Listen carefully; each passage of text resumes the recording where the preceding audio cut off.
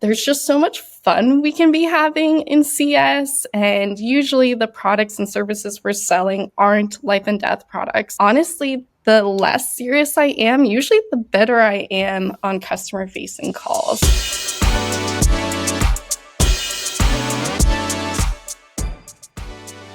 Any last words? Ruby? R, matey. All right. I got that on the recording. Perfect. Pirate JP. What's up, lifers, and welcome to the Daily Standup with lifetime value, where we're giving you fresh new ideas every single day about customer success. I got my man, JP the Pirate here. JP, do you want to say hi? Avast ye mateys. And I got my man, Rob here. Rob, do you want to say hi? Shiver me timbers, lifers. You needed to think about that. Were you Googling? Right no, there? I'm just delayed. My internet slowed down. Of course it did. Classic Rob maneuver. And we've got Lauren here. Lauren, would you like to say hi? Hello there. No pirate here. Perfect. Thank you for sparing us. And I am your host, also not a pirate. My name is Dylan Young. Lauren, thank you so much for being here. Would you introduce yourself, please? Yeah, sure. I'm Lauren Berg. I live in Carlisle, Pennsylvania, but I grew up in upstate New York, where Rob is from, so we've known each other for a while. I started out actually in journalism. I was a reporter, then an editor, and then a couple years ago made the shift, kind of fell into customer success in the tech SaaS startup world, and so I feel like I bring an interesting perspective coming in with fresh eyes. So excited to join the conversation. A South Central PA native myself. I'm from Middletown, right outside of Harrisburg. Oh, nice. Thank you for being here. Thank you for representing. I have to ask, first of all, what took you to Carlisle? Did you work for Ryder? Yeah, a lot of people ask that. My brother has lived here for the past 10 years and would always come back and visit and be like, what a quaint little town. Being able to walk to coffee shops without it being a big bustling metro like Philly or DC. And it's really accessible, though, to Philly and DC if you want to get some really good food.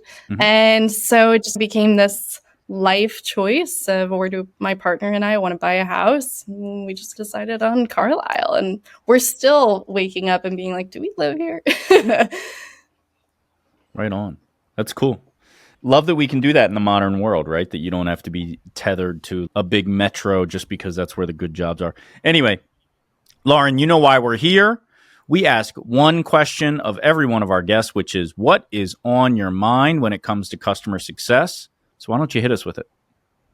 Yeah, there's so much to choose from. It's quite a big ask. Honestly, really admire you all with this podcast, keeping it short. But today, and something I've been thinking about a lot, is just really ideas around word choice we use internally and with customers. I feel like my background in journalism makes me pay a little bit more attention to language and really detail-oriented things like that.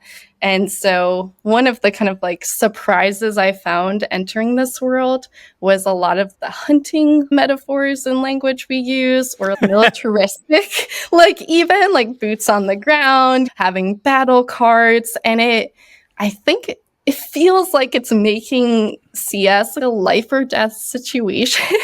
And that can cause a lot of stress for the team, for any churn or renewal conversations. And I feel like there's just so much fun we can be having in CS. And usually the products and services we're selling aren't life and death products. Hopefully it's not like an EKG system or something. But yeah, so I've just been really thinking about how can I have more fun? And honestly, the less serious I am, usually the better I am on customer facing calls when they're coming at me with maybe complaints or being upset. I feel like that's been Rob, and his mentorship of me has been like, why do we have to be so serious? Obviously, we have goals and KPIs. But yeah, just been really thinking about how can we have more fun and really pay attention to language we use to create this space of fun. Super unique call out and a valuable one, I think. It's similar to self-talk. We need to be more aware of the way in which we talk about ourselves and even just in our own heads. And sometimes the self-deprecation is actually a detriment to our long-term thinking. But it's interesting that you would say Rob has been a mentor in your pursuit of having more fun, because he's the wettest blanket we have in this trio.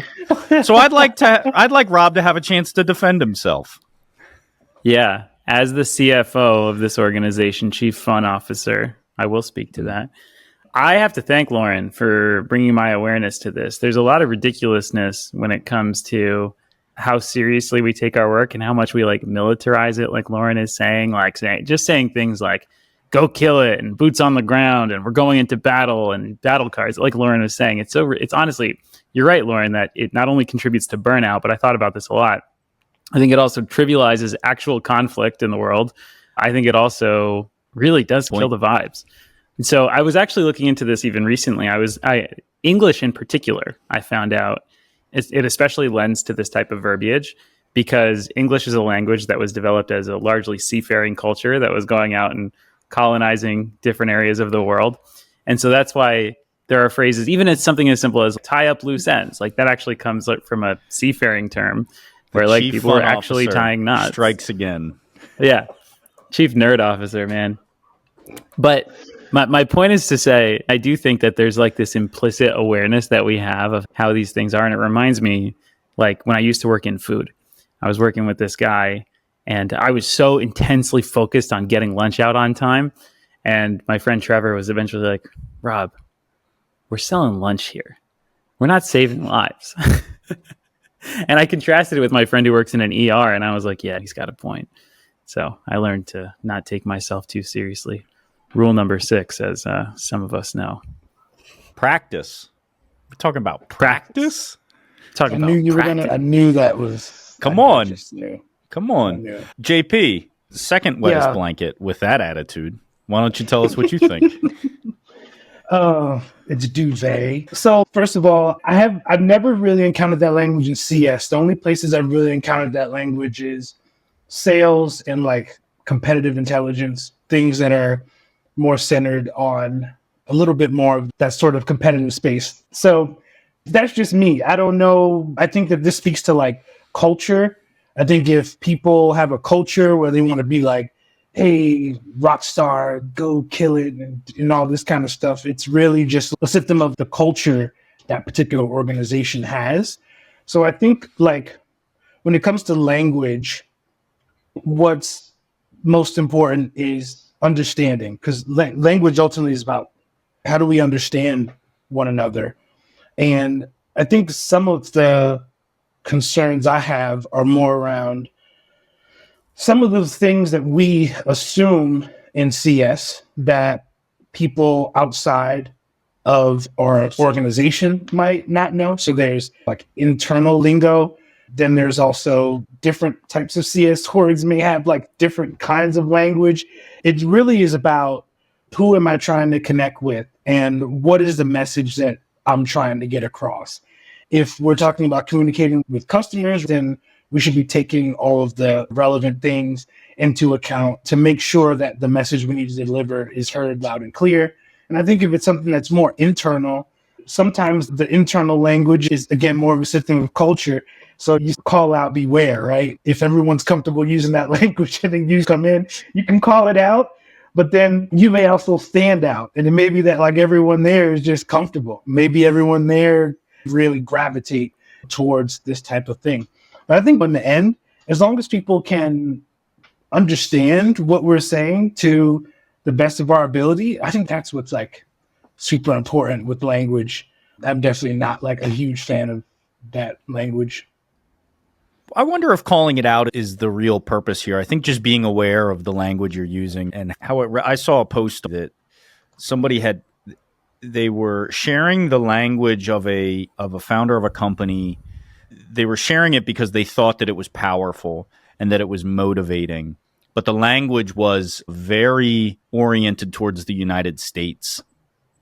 And you saw a lot of people in the comments say, this is interesting, but it will alienate the majority of the world if you use this language too much, or if this is the platform through which you send your message.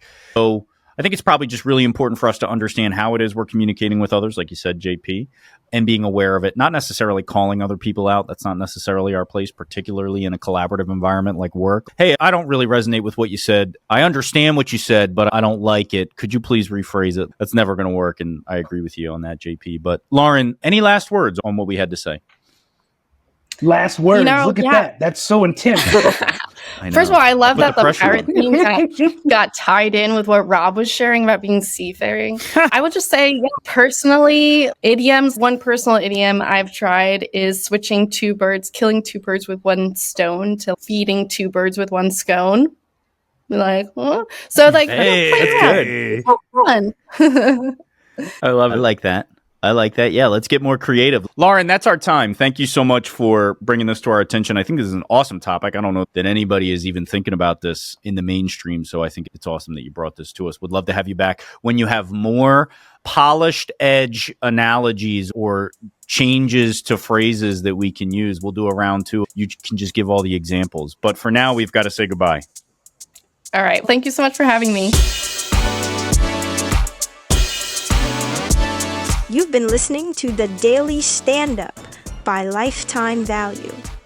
Please note that the views expressed in these conversations are attributed only to those individuals on this recording and do not necessarily reflect the views and opinions of their respective employers.